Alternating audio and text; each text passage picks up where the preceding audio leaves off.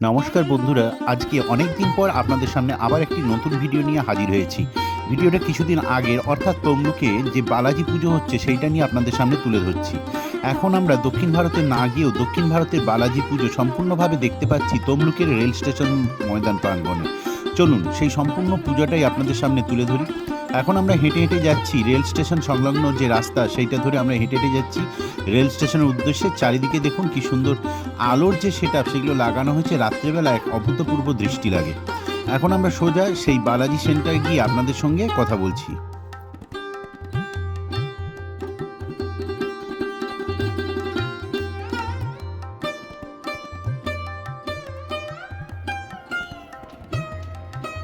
এই দেখুন মণ্ডপটা পুরো বালাজি মন্দিরের মতনই তৈরি করা হয়েছে।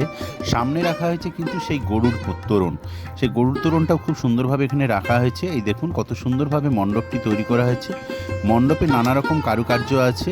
চলুন মণ্ডপটা ভালোভাবে দেখি, তারপরে বালাজির মূর্তি আমরা দর্শন করব।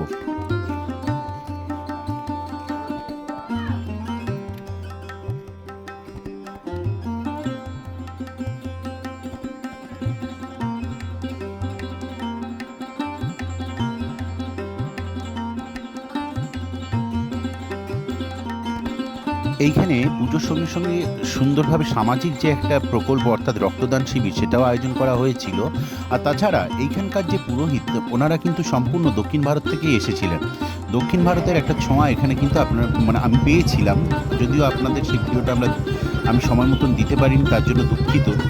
কিন্তু সম্পূর্ণরূপে দক্ষিণ ভারতের ছোঁয়া যেন পেয়েছি এবং সত্যি সত্যি বালাজিকে নিজের চোখের সামনে দেখে শিহরিত হয়ে উঠেছিলাম।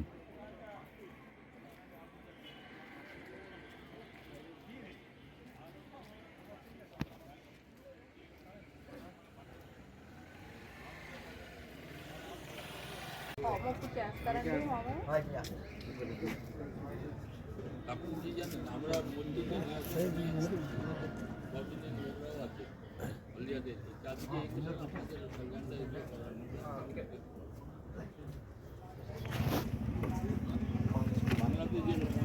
महे वासुदेवाय धीमहि तन्नो विष्णु प्रचोदयात् स्वाहा नारायणाय इदं नमः नारायणाय महे তেমন আর वासुदेवाय কিছুই নেই। এই হলো বালাজি মূর্তি এবং তার সঙ্গে সম্পূর্ণরূপে যজ্ঞ চলছে। যজ্ঞটা আপনাদের দেখালাম, সঙ্গে মন্ত্র উচ্চারণ।